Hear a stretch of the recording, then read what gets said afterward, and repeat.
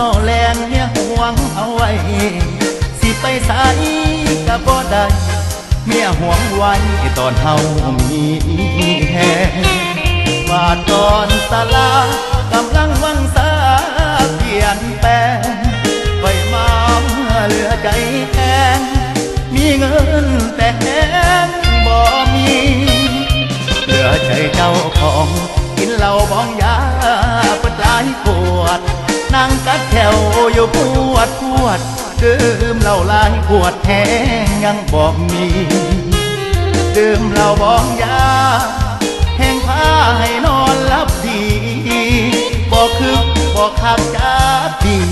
ผิดอีลีโอ้ยบ่เข้มแข็งอยากไปใส่เมียปล่อยให้ไป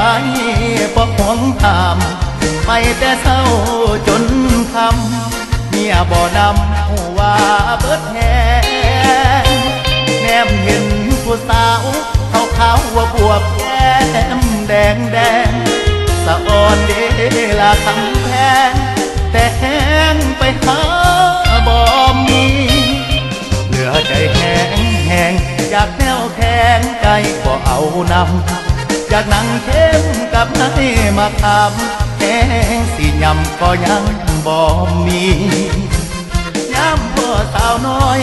รักน้ำหลายย้อยหลายเถื่อหลายทีเงินในทงก็บ่มีแต่แห้งนี่จิสุขเอาบ่ได้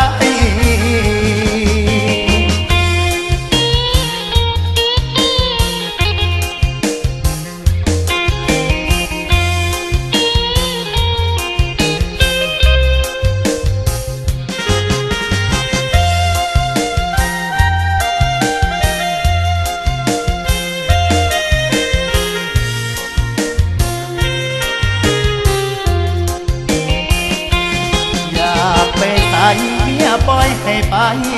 บ่ห่วงห้ามไปแต่เศร้าจนคำเมียบ่นำหูว่าเบิดแห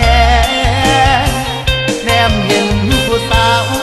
ขาวว่าบวบแก้มแดงสะอ่อนเดลาคำแพง